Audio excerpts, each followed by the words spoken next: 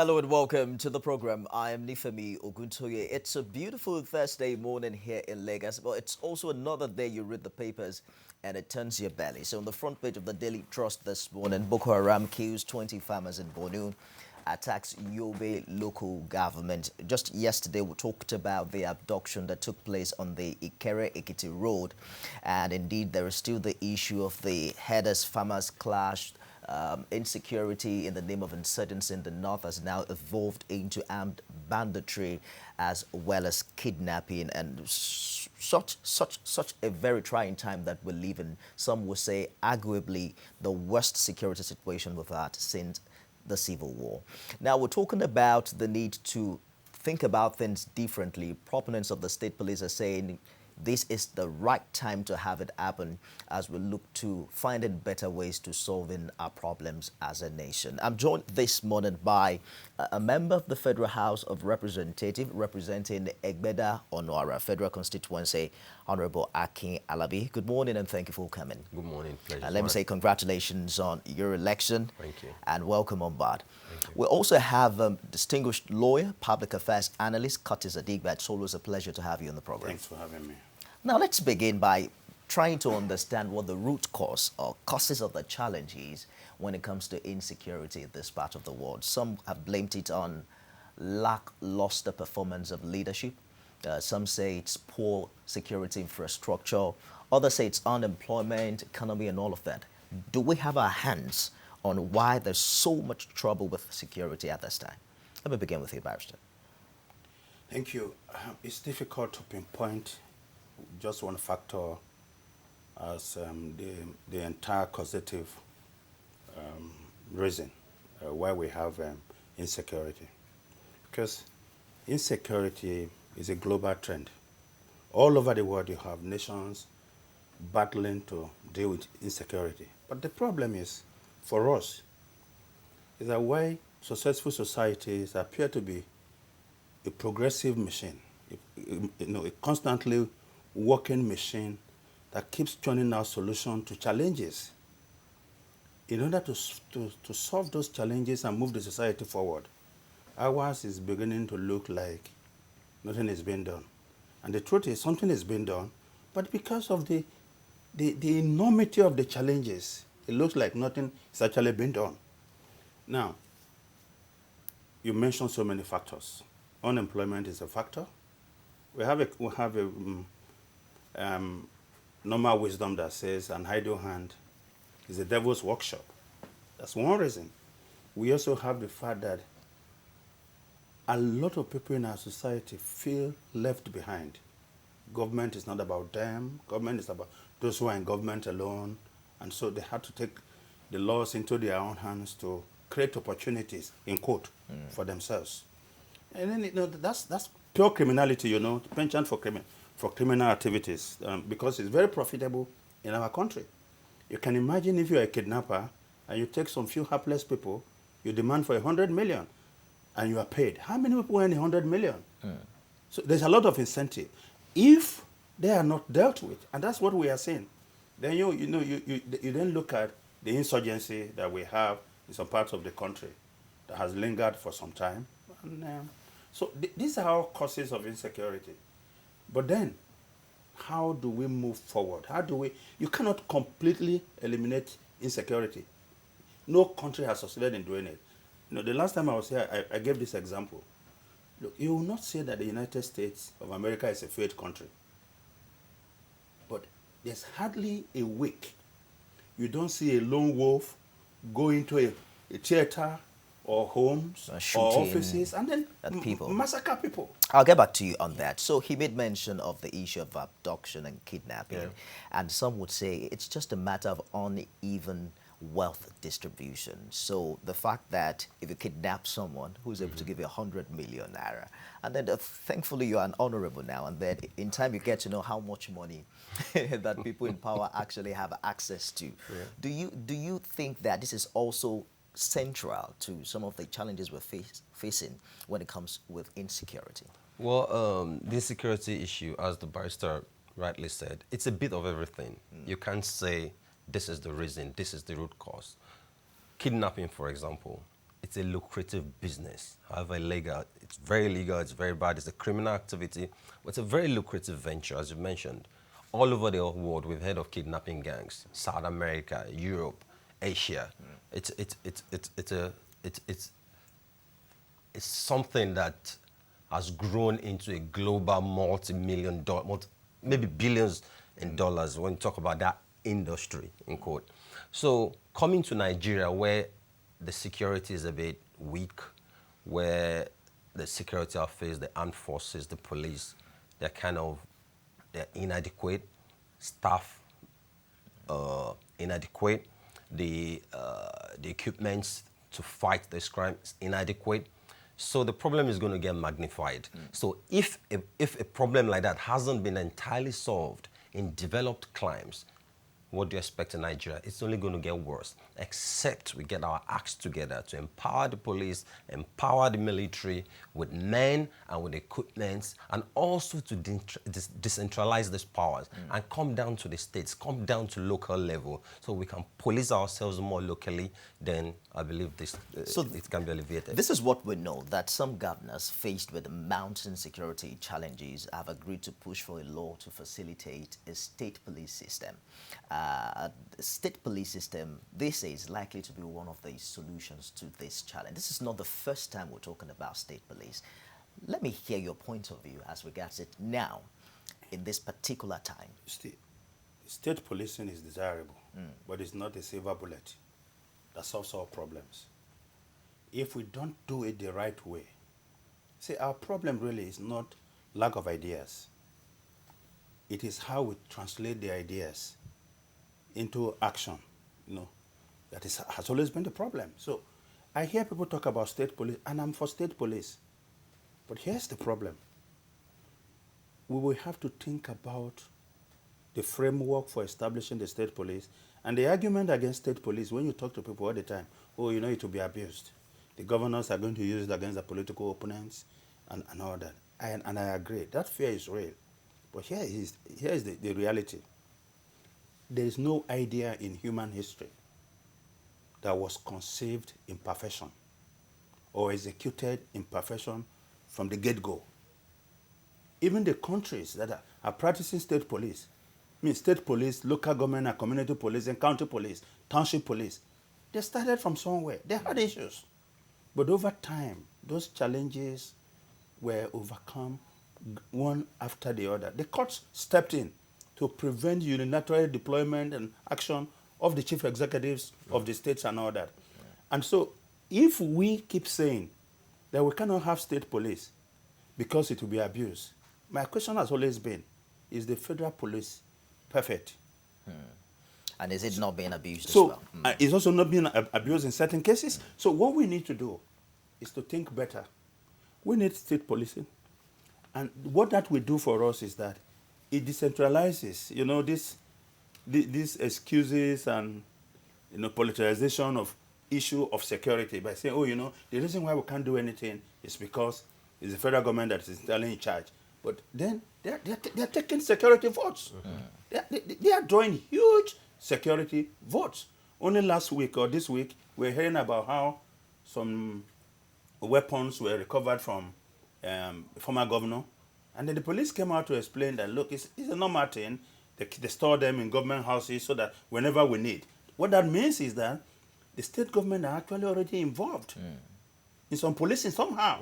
So they just need to intensify that effort and for it to bear more results so that the ordinary people can walk about and go about their businesses. So we're told that Nigeria is one of the countries with federalism, without state police. In other federal jurisdictions like the US, India and others, there are federal, there are state, there are municipal and county police.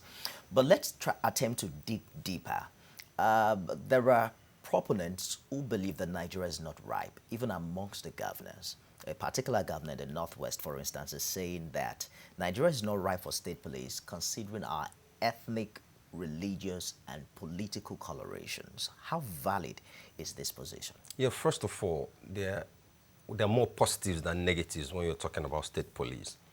We talk about federalism, and as you rightly mentioned, we are talking about federalism. We want to decentralize power from the center. We should have more powers on the states. and therefore we should have more state police. It's closer to people, like I said earlier on. As we see in developed climes, we hear of LAPD, we have New York Police Department, right? So the federal police will still be working. They'll be working in conjunction with the state police. And if we have cases of crimes done across state lines, then can become a federal police jurisdiction. Then federal police can also act as a kind of supervisory role over the state police. So there are going to be checks and balances. If you are afraid that one governor is going to abuse the powers bestowed on him as the state as the governor over the police in one state, so why are we not afraid of one man, the president, having control over 36 states of all the police that is going to police the entire 36 states? That has always been a relevant fear, especially during elections. We have had some allegations of how instruments of security have been used in the favor that's what of we're certain saying. individuals. So if you're afraid of one person just over one state, then so what's the point? Do we keep having the situation when one person controls the entire 36 states? If we're having problems in one state and another state is getting it right, it's going to be a model for the other states to look at what they're doing in another state. We can do it in our own state as well. So they keep working and working and working at it to get it better. And I like what the Southwest governors did 2 days ago at the Southwest Security Forum held in Ibadan. They all agreed unanimously that this is the right time for state police. We all know that most criminals are within the people, right? Crime is not going to stop, but it's how we combat it is what's going to limit it. It's a long way to getting there. Yeah, I was going to yes. say something about the question you asked and what the governor in the Northwest. Northeast. Look, Yes. crime has no tribe. It has no ethnic grouping. So policing is not going to be set up based on the tribes or ethnic groups within the state. There are going to be laid down rules, that qualifies an individual to be hired. And that individual will not go out there and say, look, I'm going to select which tribe to enforce and which tribe not to enforce. Look, the fear about state police is real. And I can tell you, we have a country where if APC is the ruling power in a state that just held election, and the results showed 60-40 in favor of the ruling party, they conduct a local government election, and all the local governments in that state will be won by APC. And they sweep it entirely. If you go to PDP, the same story. It was only in Kaduna, and I think one other state, where the election conducted by El-Rufai, about 2 or 3 local governments, and that was because it was electronic voting, went to the PDP. So when people express this fear about the governors or the chief state executive using state police for some other things than is actually meant for, it is real. But you see, when every day you climb into your vehicle, there's a possibility that you can die. But the fear of death will not stop you from going into that. Even when you die, it's the same vehicle that will carry your corpse to the mortuary. So we shouldn't be afraid of what we need. I get your point. And we must also consider the fact that a lot of state governors already control the police in their state. Yes. Right? Because they fund it a lot. They fund the states. They provide a lot of equipment, a lot of vehicles, a lot of money for the commissioner of police in the states. So they are already kind of in control of this of the police, but without the powers to really fight the crime as much as they would have liked, to effect policies that they would like to. Indeed, Honorable. Yeah. We've seen some governors get involved, buy equipment and empower the police in one way or the other. But let's talk about funding.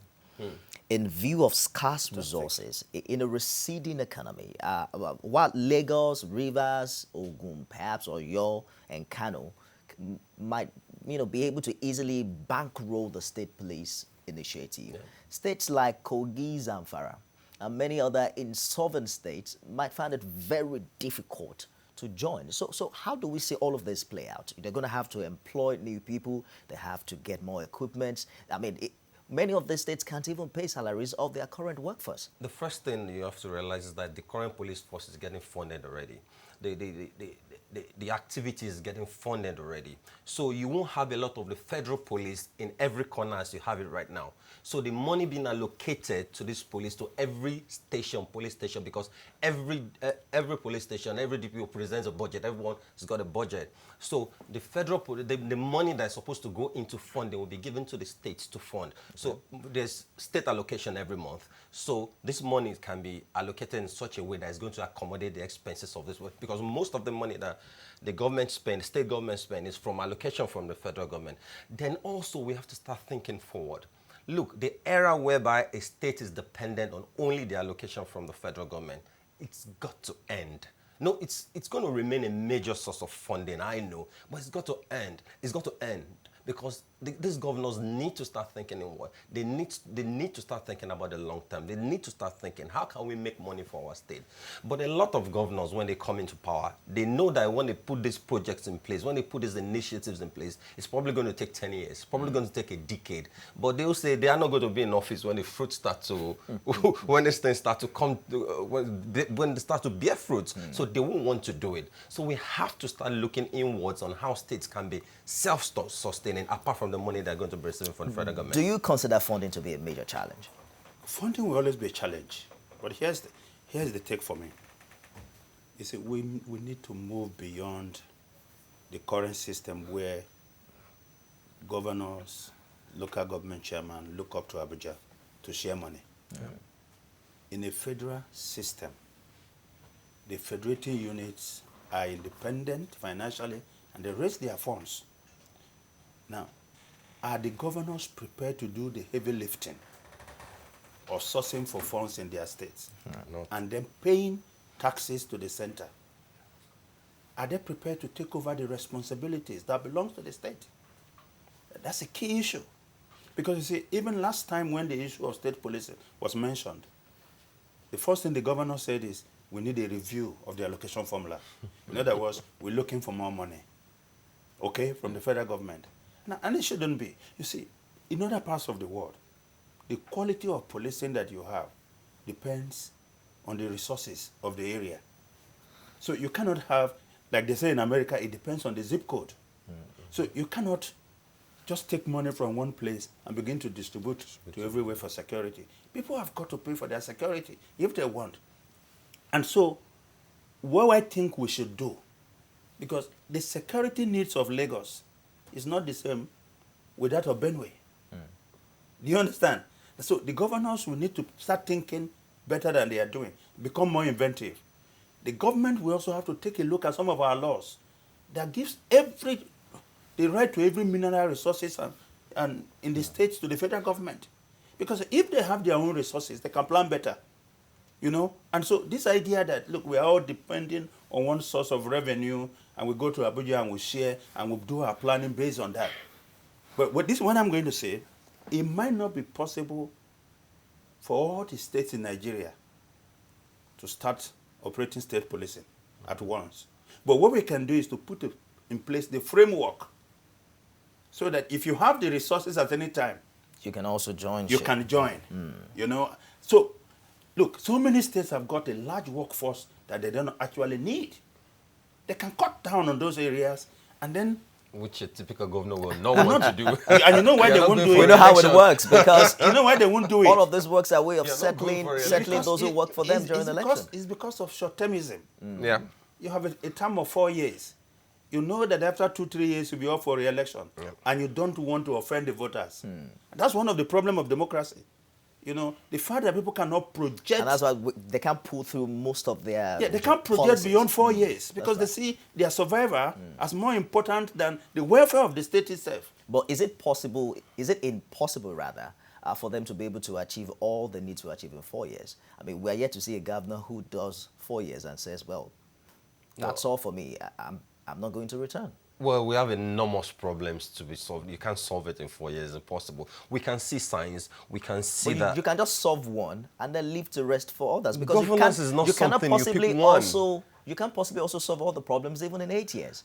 governance is not something you Even pick in one and 20 leave years. the other undone. No, But- it's not possible. It's going to affect the other. You're going to say, I'm going to face security and I'm going to face infrastructure. I'm going to face the roads and I'm not going to face security. I get your point. No, it can't be done. They have to work together. So if the governors are able to put this through, they will have to embark on lobbying of the lawmakers to effect amendments Yeah. to the 1999 Constitution to place police on what we call the concurrent list. Yeah. How much collaboration do you foresee at the floor of the House? For instance, the House of Reps where you are. Do you think that there is so much synergy? What are you getting from your colleagues? Are they going to buy into this? I think we have a new house, the Ninth Assembly. So a lot of new members, and I'm a new member as well.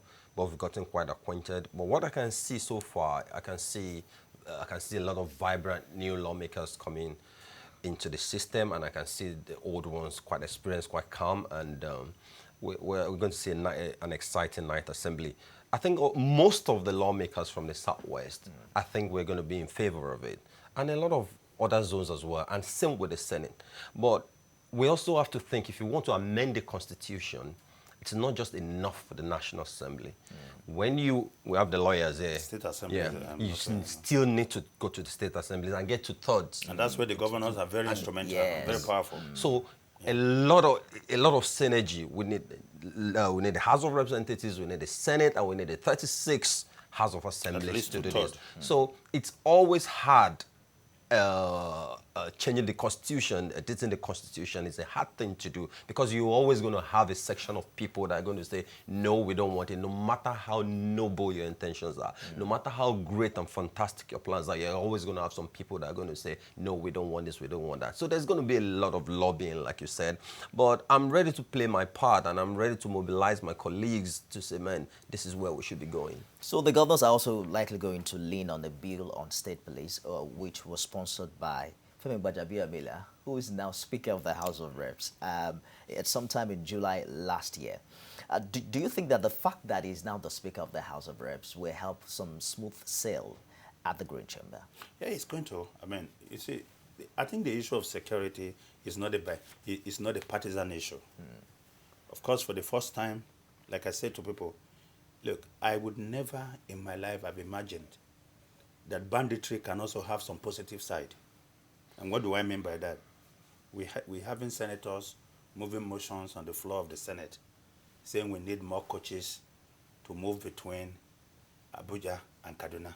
And we need better security. Why? Because they can no longer go on the roads.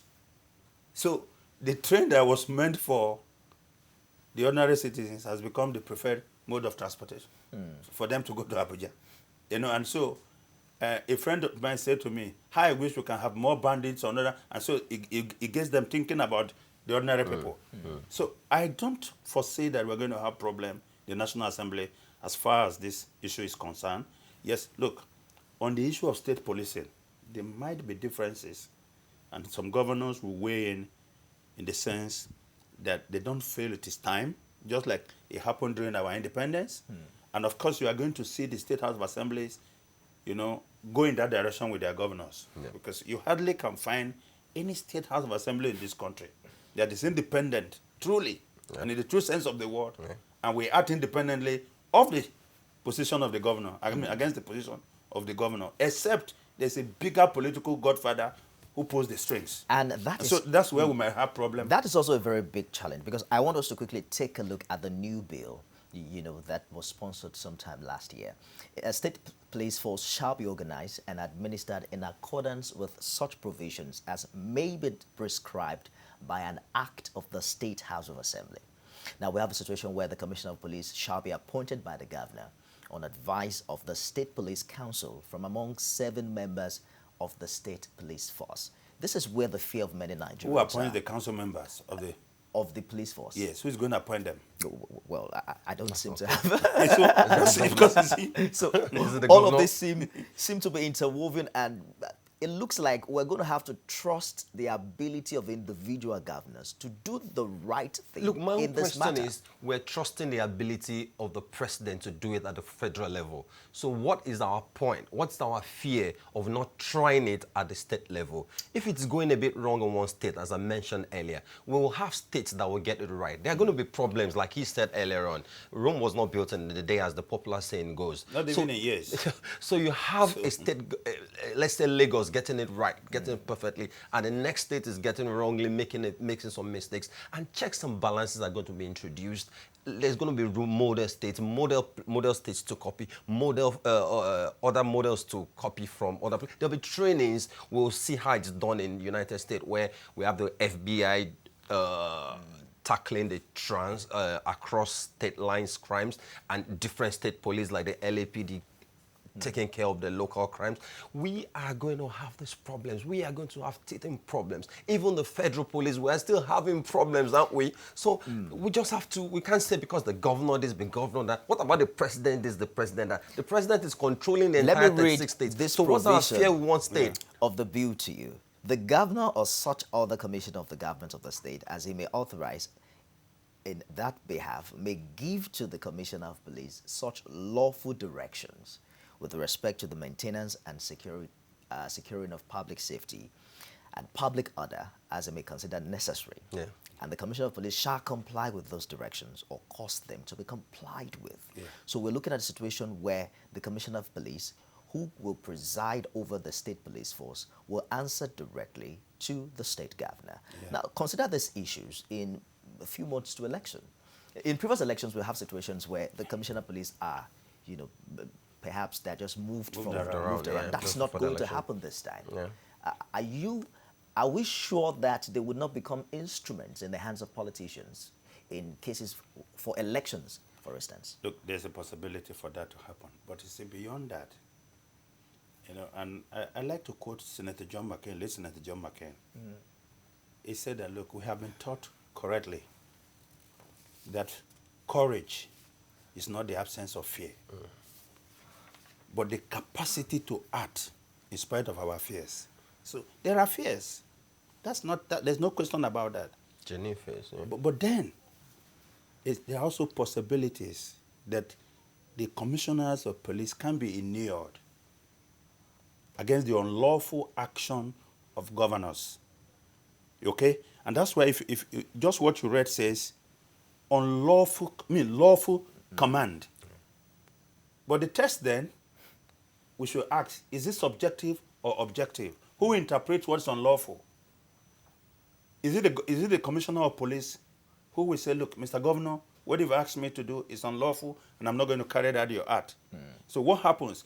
Is it then secured from removal by the governor? So these are things that the act itself that will establish the state police and all that at different state levels will provide for. And look, if we want to move forward as a society, we cannot be crippled by the fear of what will happen when we have not even started. You understand? Look, I'm a Christian, and so I read the Bible. And there's one passage of the Bible that I like so much. I think it's in Proverbs. I can't remember the exact. But it says, the lazy man says there's a lion out there, and he's not even gone there. So, go there first. So, we can look at all these issues of concern, that people have expressed, people feel might be a problem.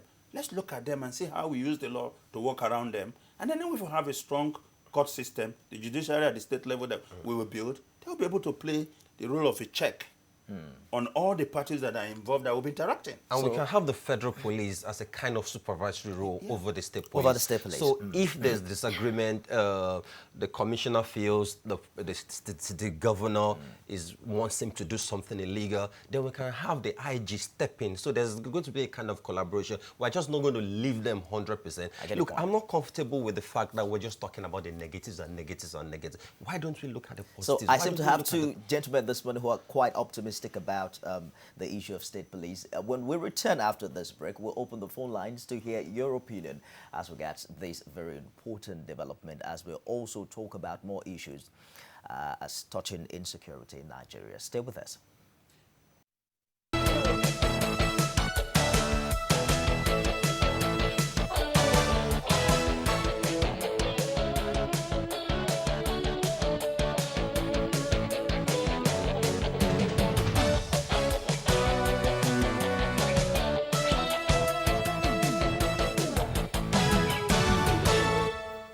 Glad to have you join us again as we talk about the issues as regards security and the recent call for state police, which seem to have been on the news for a while now. Just yesterday, or I think it was a day before, we had a security summit, the Southwest Security Summit, and we saw perhaps for the first time all of the governors present and showing us that they seem to be willing and ready this time.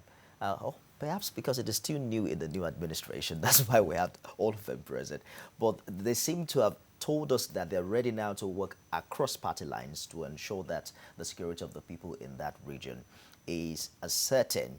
Honorable Akin Alabi and Curtis Adigba, thank you, gentlemen, for staying the course of the program this morning. So at that summit, the issue of criminal justice administration was talked about. So it's one thing to police a community well.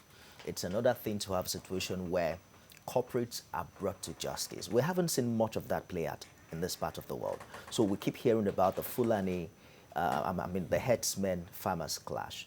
People keep dying, but then quite a few number of people are being prosecuted and brought to justice. How do you see us navigate this challenge when it comes to criminal justice administration? Okay, I said somewhere that the entire problem of insecurity that we have, especially as it relates to either herders, farmer clashes, or kidnapping, or sheer armed robbery, or whatever it is because we have not been able to bring justice to the perpetrators. And let me give you an example. If we take out the politics of herders, farmers, clashes, what is lacking is simply law enforcement. Nifemi, you are a farmer. I'm a herder, right? I carry my animals around looking for pasture for them. I see your farm.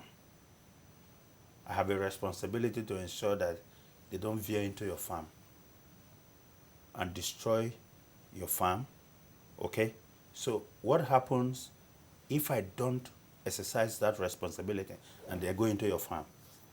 You should be able to go to the police and say, Mr. Curtis brought his animals into my farm and they destroyed my farm. And so the police arrest me and they make me to pay for your farm that was destroyed and punish me in some other ways. I've learned a lesson. I will not repeat it.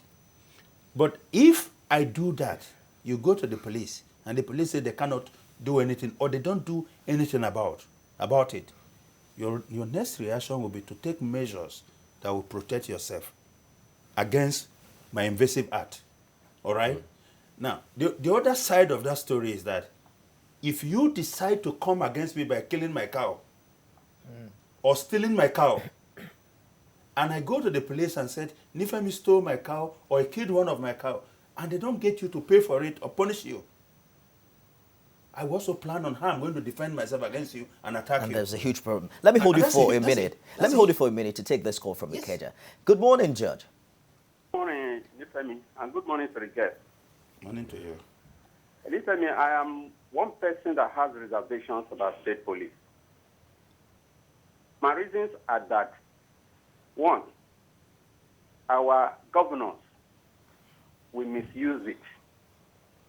If you look at the political scenario in this country, the average politician is still after his own interest and not that of the people. Just let's look at this picture. During this past election, you have governors who went against their parties and were campaigning for their own candidates under the platform of another party because they want their stooges to become governors. They didn't want the candidates of their own party. Imagine if they had the state police in their hands, what they would do with it vis-a-vis the federal police. You see a state like Rivers. In 2015, you know how many people were killed in that state? And if the state police were to be in the hands of the governor, then just imagine what it would have been. What I would suggest is that let states form local groups with the help of traditional rulers to be supervised by the police. The police, I have been an advocate of police reformation.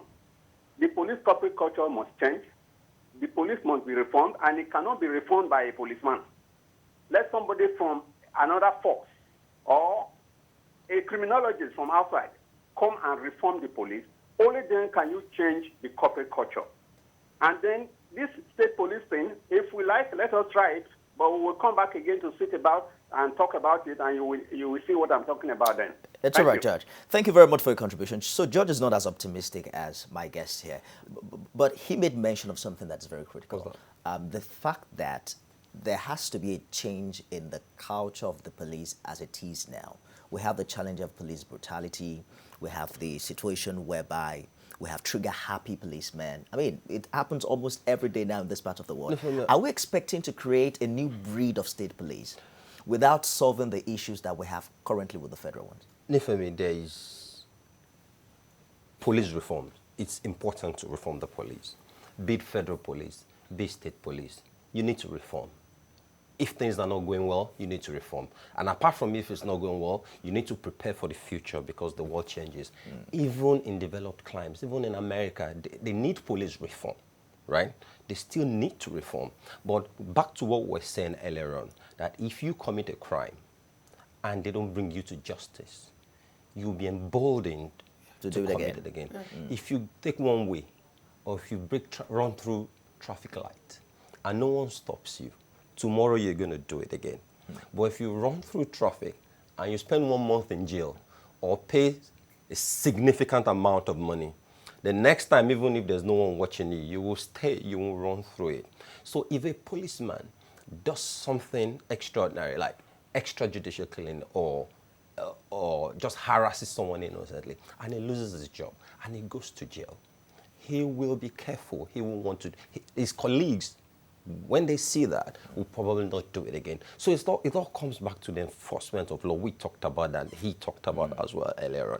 So we need not to, we have identified the problems. We fear what the governors can do. So I'm happy we've identified it. We've identified the fears. So we should be talking about how we are going to go past this. We can't just sit down and be handicapped and be paralyzed and say we're not going to do it because we fear the government will do it, governors will do this. Cognizance of the fact that bringing perpetrators to justice is not limited to the function of the police. No. So the police weekly, on a weekly basis, parade suspects, and then that perhaps that just ends it. So they take them to court, and then there is no... Does it end it?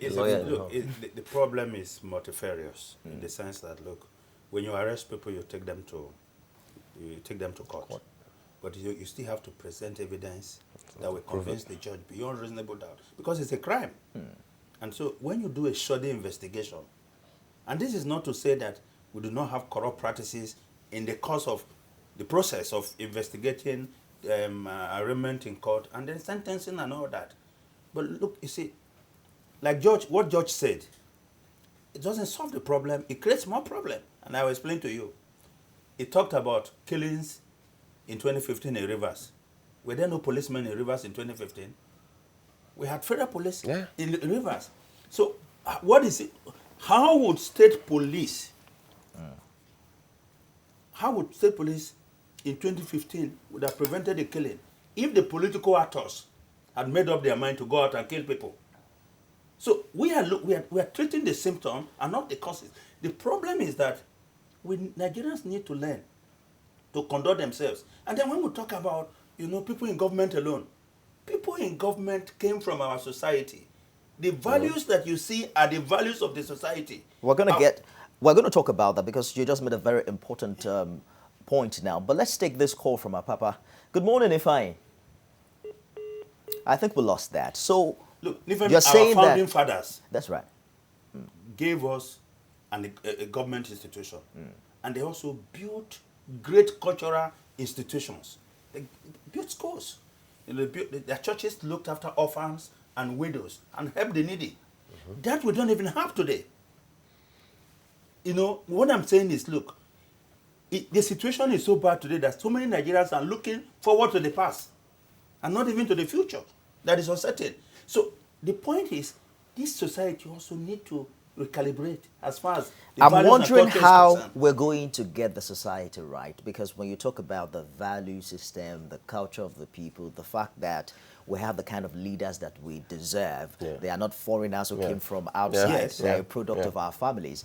But how do we impact on that? Is it a function of the society or the leadership? Because there are young people who would tell you, for instance, that they hold this country nothing because they've not gotten anything from it. Look, before I go into that, see, I'm still very uncomfortable with the fact that we're afraid of what the governor will do with the police in his state. And we are not afraid of what the president can do with the police all over the country. So we have the same problem. Whether you're afraid the governor can do rubbish or do something illegal, then we should be afraid of what the president can do, which is going to affect the entire country. Now, back to the society. Look, it all comes down to enforcement. When you enforce, and as you grow into your generation grows into a system that works. You grow into a system that enforces laws, you will naturally abide by the laws. Now, if you go to some countries, if there's no traffic light, they will still, if the traffic light is not working, they will still be orderly. They will still stay in queue. Why? Because they're entrenched in that culture. We are entrenched in illegalities. We're entrenched in waywardness, and that's what we know as normal. In fact, the normal thing is now the abnormality to us. Listen, when I remember about a decade ago or 2 decades ago, when seat belts got enforced in Nigeria, a lot of people complained that we're not going to use seat belts. We weren't using seat belts then. As a teenager, I remember that using seat belt I'm posing for my friends that I use my seat belt and I'm having fun all over the area. Then the enforcement of seatbelts came. Then it became natural. Now, if no one is enforcing seatbelt, it's only natural you get into your car and just put your seatbelt. Apart from the cars these days that will still make noise and won't let you rest until you put your seatbelt. But naturally, by instinct, you get into your car and put on your seatbelt because a lot of people grew into that. So as the children grow into a culture of normalcy, that's what is going to be entrenched in the Let's system. take this call from Ojo. Good morning, Thomas. I'm afraid we're keeping you wait for long, so just keep trying. We're going to try to get to you as soon as possible. But the Honorable made a point about the fact that while we're afraid of what the governors will do with these powers, since the president already controls that kind of power. But don't you think that it's a different scenario, lawyer? Because we don't seem to have the sort of opposition at the National Assembly, at the various houses of assembly in our states. Nifemi, look, why do we put the goodness of government on the individual that is on top of the system? Should be the system. Why don't we build a system that can check that individual, whether he's good or he's bad, he's got to comply with the system. That's the way to go.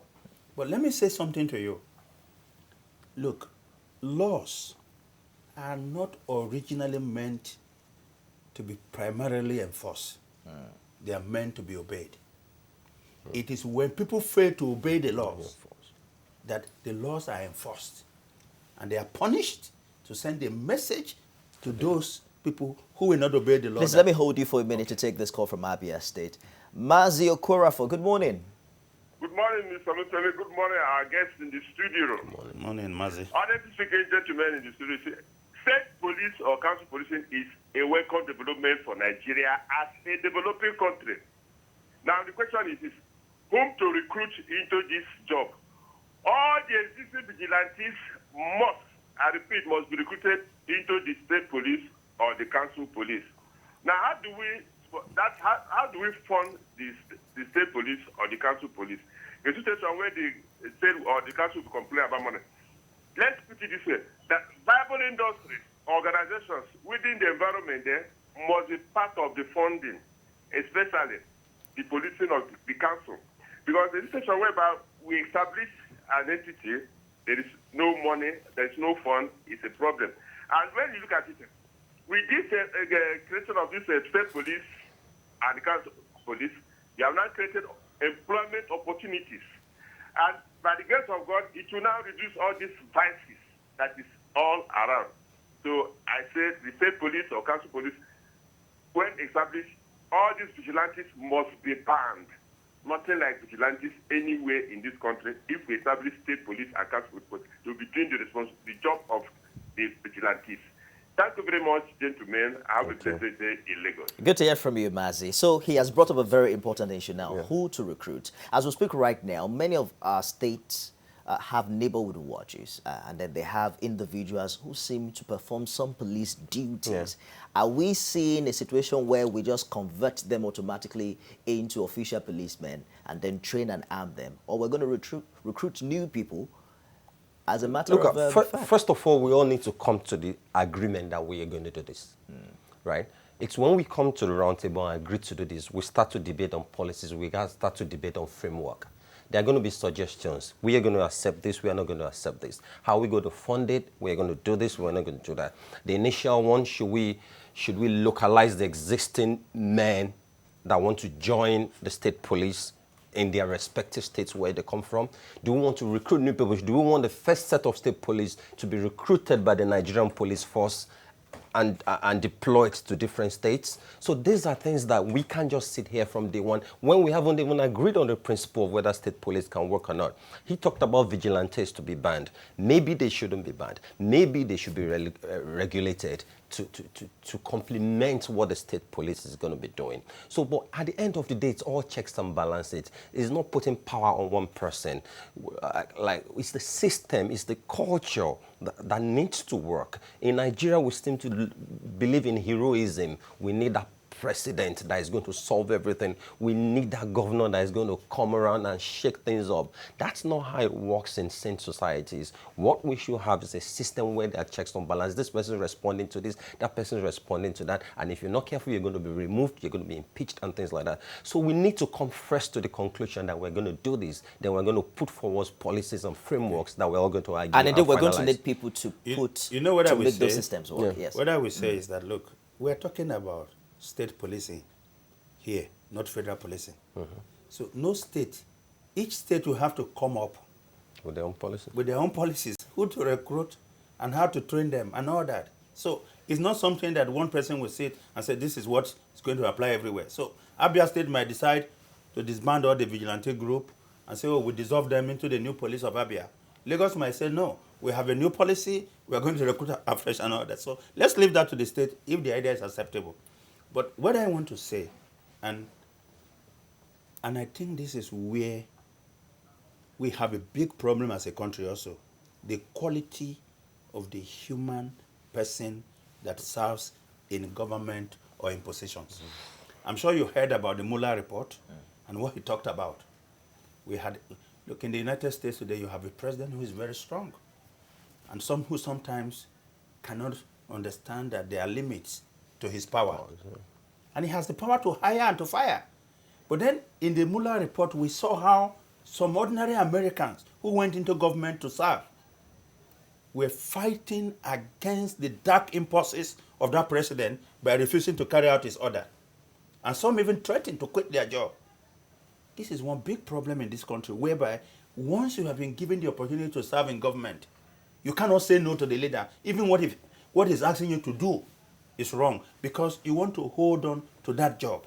And so there's a need to also improve the quality of the human person that they're going to get, the people that will get into government, so that they understand that their loyalty, first and foremost, is to the country and the system before the individual that is on top of the situation. Let's take this caller. Good morning, Yakub. Yeah, good morning, sir. Good morning. And then good morning to your guys, especially good morning to Honorable. Good morning. Thank you that we have Honorable in the studio. Yep. We are talking about state police this morning, and then insecurity, especially in the southwest, and then in Nigeria as a whole. Nifemi, one, I understand the feeling of Mr. George, because if you look at the kind of the character that we have as a governor in this country, and in every sense of belonging, you have to be fear that if presidential, the state police come to bear, you have to fear these governors, because the way they used to behave, when they are not even have the state police, we have federal police, we know what they normally do. But that notwithstanding, I was saying that Nifemi, you see, it is better we have state police than the federal police that we have now. One, I'll give you a reason. The reason is this. If something happened in Lagos State, for example, the law we are using now is that the governor needs to call the CP. The CP will not call the IG. IG will not take the order from the Mr. President. What kind of structure is that? It is not working for us. And then the problem now is that we are talking about the funding. The funding is going to be very, very easy. Ask me why. Why? Because, do you know, in our localities, in our communities, we pay money for all these vigilantes, the night watch people. We pay the money. Especially whereby there is a law whereby if you are living in the street, the money that we are contributing monthly in our various streets, in my own area in Dokwe, we know how much we are contributing every month. We pay to all these old men that we say, okay, you should be guiding our street. And then they cannot guide us. All what they are doing is to give us, alarming us. If there's any insecurity going on, they will just blow the whistle for us to be awake that something is going on in somewhere. All those money should be channeled to somewhere. So, in order to be able to fund the state police, and then the gentleman, honorable in the studio, you need to help us. Where we are fear of the governor is that they will misuse it. But if there's a law in place that will be restrict them, not to be misuse that opportunity given to state. Because if there's a law, if you misuse the state police in your various state, we collapse it to the federal policing. All those kind of a law need to be put in place in order for us to have to have not fear of the offer of our governor for misuse all this opportunity that we are about to give it to them. Thank you and God bless. Thank you, Yakub, for your contribution. We have to wrap up now. I think it raised a very valid point. I was driving this morning, taking my kids to school. It's in an estate, and I saw a sign that said, pay your security levy or be embarrassed. Right? Now, I'm not saying different states, he said earlier on, different states can adopt different models. Different states already pay some forms of security levy. So money is going to be raised one way or the other. I don't think we should concentrate too much on the problems. That money won't be sufficient. Yeah, I agree, but don't let's concentrate too much on the problems for now. Let's concentrate on the principle of having to increase the revenue. Internal revenue, and that will come from taxes. So are we, the citizens, prepared to... No, it doesn't have to come from taxes alone. Look, I mean, but that's a major source. It will be a major source because we have to bring in more people into the tax basket.